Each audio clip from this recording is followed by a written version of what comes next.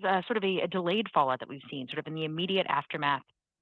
Members of the administration, Trump himself, White House Chief of Staff Susie Wild, came to his defense, saying that he would be staying on and that the president had full trust in Waltz.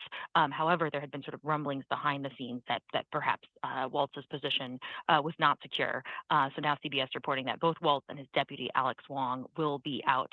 The question is really sort of what changed in those intervening weeks.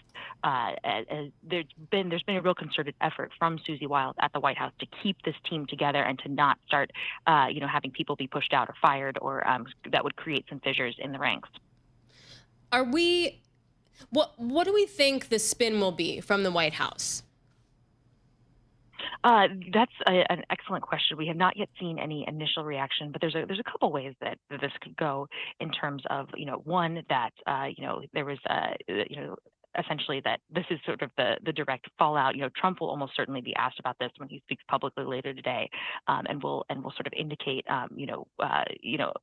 he may even have a different narrative than what the official narrative is out of the White House. We've seen this multiple times that he says the aides are trying to spin it one way, but then Trump comes out and says, oh yeah, I ultimately wasn't happy with what we saw there. That all remains to be seen. This is just in its initial moments of breaking. Hey, Laura, what do we know about, or what does this mean potentially for Secretary of Defense Pete Hegseth, who, again, was under some pressure because it was obviously him disclosing some of this information. Does this perhaps, at least for now, remove some of the pressure on him? It potentially does. If you have one person take the fall, it sort of relieves the pressure and the need to sort of make a change elsewhere.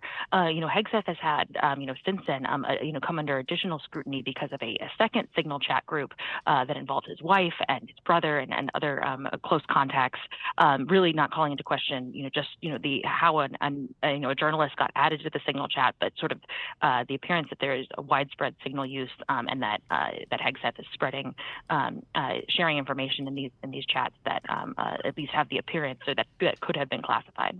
So the defense line has always been that there was no classified information. Is that now proven false, or are we still thinking that there was no classified information? The sort of to the plain eye, pre-attack plans are almost always classified. Hegseth and Trump, do have the ability to declassify, some of this information, and the White House has maintained that this is, not classified information. Though, most experts who deal with national security say it's very clear on its face that is just a false statement.